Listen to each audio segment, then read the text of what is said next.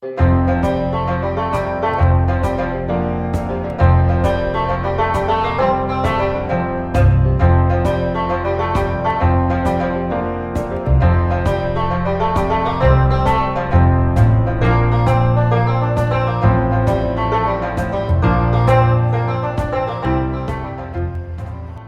you dry your own herbs, you can guarantee that they are fresh, whereas some store-bought herbs may have been sitting on the shelf for a while. Plus, you don't know when they were dried or specifically how they were dried. The oldest way to dry herbs is to take a bunch, hang it upside down in a dark and dry basement, attic, or closet, and let nature do the work. This method can work wonderfully, but it's not the only option. You can also lay them out to dry on a rack or a tray in a dark location. Please do not place the herbs in the sun to dry. The heat can cause all the medicinal benefits to leave. You can also dry herbs in a dehydrator.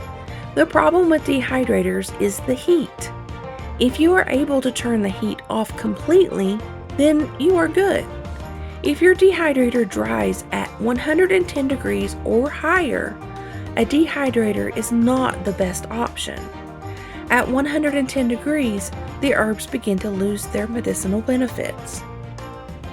A lot of people say that freeze-drying herbs is a good option. I agree that it could be.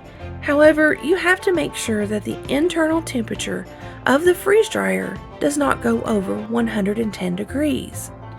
I always play it safe with the temperature and do not go over 100 degrees. You could always oven bake the herbs or use a sun oven.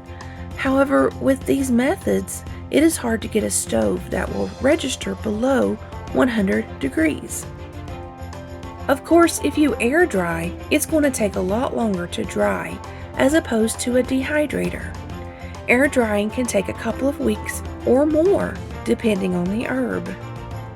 Once the herbs are 100% dried, you can store them. In order to store them, it is best to put them in glass containers.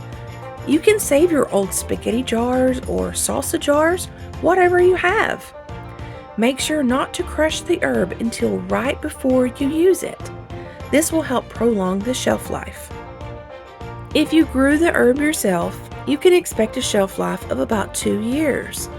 If you purchase the herb, you can expect a shelf life of about 1 year. With either circumstance, label the jar well and make sure to keep the jar out of sunlight. I hope you have found this video helpful. SHTF Survival Homestead Teaching Farm thanks you for watching this video. Please continue to help us help you by liking, sharing, and subscribing.